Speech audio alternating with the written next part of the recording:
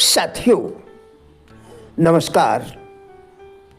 वह क्या है जिसकी वजह से हम परिवार, सेहत, अखंडता और बहुत सी चीजों को अनदेखा कर देते हैं। मैं राजेंद्र भाटिया आज इसी विषय पर आपके साथ वार्ता करूंगा।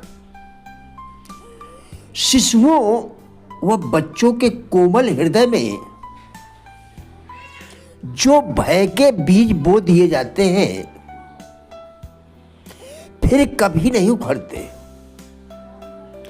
परिणाम यह होता है कि बच्चों का स्वाभाविक और स्वतंत्र विकास नहीं हो पाता। हम उन भय और चिंता के भाव लाद कर उन्हें चिड़चिड़ा व दुर्बल बना डालते हैं। हम निरंतर जिस वस्तु का ध्यान रखते हैं,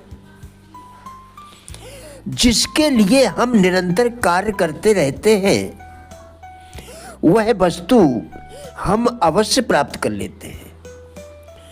जब हम सदा भय के विचार में रहते हैं, उसी की ओर हमारा ध्यान और चिंतन लगातार बना रहता है।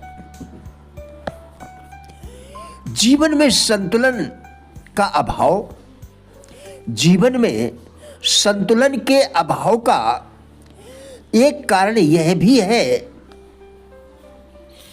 कि मोबाइल फोन की मांग लगातार बढ़ती जा रही है। सामाजिक जीवन लगातार जटिल, तनावपूर्ण और पूरी तरह से थकाने वाला होता जा रहा है। अपने समय का प्रबंधन करने, ज़्यादा काम करने, ज़्यादा प्रगति करने और आधुनिक प्रौद्योगिकी के आविष्कारों के माध्यम से अधिक कार्य कुशलता हासिल करने के हमारे तमाम प्रयासों के बावजूद ऐसा क्यों है कि हम खुद को लगातार छुटपुट चीजों की भरमार के बीच पाते हैं, जिनकी वजह से हम परिवार, सेहत, अखंडता और बहुत सी ऐसी चीजों को अनदेखा कर देते हैं जो हमारे लिए सबसे महत्वपूर्ण है। ध्यान रखें, हमारा काम समस्या नहीं है, यह तो जीवन का स्थायी इंजन है। जटिलता या परिवर्तन भी समस्या नहीं है। समस्या हमारी आधुनिक संस्कृति की यह सोच है, ज़्यादा जल्दी आओ, ज़्यादा देर तक रुको, ज़्यादा कार्यकुशल बनो, वर्तमान आवश्यकताओं के लिए त्याग करो।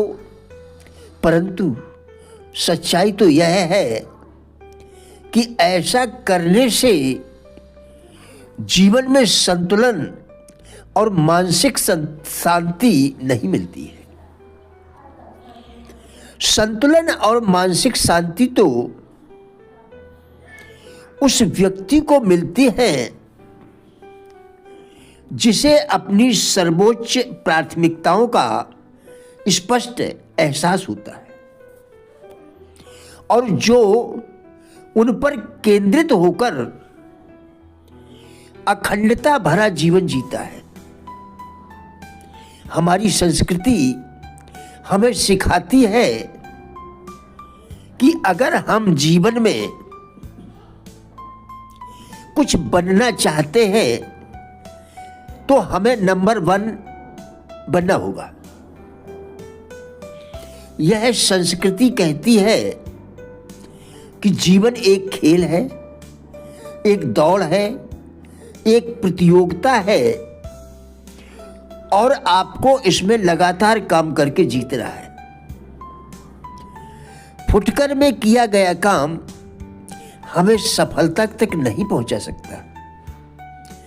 स्कूल में सहपाठियों को, ऑफिस यानी कार्यस्थल पर सहकर्मियों को, यहाँ तक कि पारिवारिक सदस्यों को भी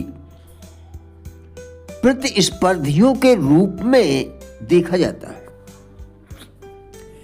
क्या इसमें बहुत कुछ सीखा नहीं जा सकता? ध्यान देने वाली बातें यह हैं कि वे जितना ज्यादा पाएंगे आपके लिए उतना ही कम बचेगा। जाहिर है हम बाहर से उदार दिखने और दूसरों की सफलताओं पर तालियां बजाने की कोशिश करते हैं, परंतु जब हम दूसरों को सफल होते देखते हैं तो अंदर से गोपनीय रूप से हम में से बहुत से लोग उनसे जलने लगते हैं। हमारी सभ्यता के इतिहास में बहुत से महान काम एक संकल्पवान व्यक्ति के आत्मनिर्भर इच्छा द्वारा हुए हैं, परंतु ज्ञान आधारित युग के सबसे बड़े अवसर और असीम उपलब्धियां उन लोगों को मिलेंगी जो हम की कला में निपुण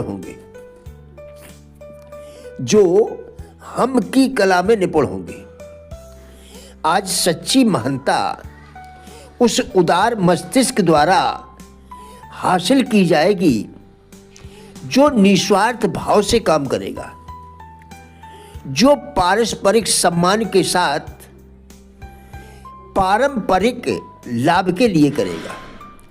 सभ्यता का संबंध, सफलता का संबंध इंसान के दिमाग के आकार से नहीं, सफलता का संबंध इंसान के दिमाग के आकार से नहीं होता, बल्कि उसकी सोच के आकार से होता है। मानव प्रकृति को समझने वाले नियोक्ता लोगों से सर्वश्रेष्ठ कार्य आलोचना से नहीं बल्कि रचनात्मक सुझाव से करवाते हैं। कृपया दोबारा देखें, मानव प्रकृति को समझने वाले नियोक्ता लोगों से सर्वश्रेष्ठ कार्य आलोचना से नहीं बल्कि रचनात्मक सुझाव से करवाते हैं। माता पिता अपने बच्चों के साथ ऐसा ही परिणाम हासिल कर सकते हैं। आलोचना मानव हृदय में असंतोष या भय रोपित करेगी, लेकिन प्यार या स्नेह का निर्माण नहीं कर सकती। प्रिय साथियों, हमारा उद्देश्य इन वीडियोस के द्वारा लोगों में जीवन के प्रति सकारात्मक दृष्टिकोण एवं जिज्ञासा पैदा करना है। कृपया वीडियो पूरा देखकर विचार करें, क्या यह आपके लिए उपयोगी है? यदि हाँ, तो कृपया लाइक, शेयर व चैनल को सब्सक्राइब करके हमारा भी उत्साह बढ़ाएं। वीडियो देखने के लिए धन्यवाद।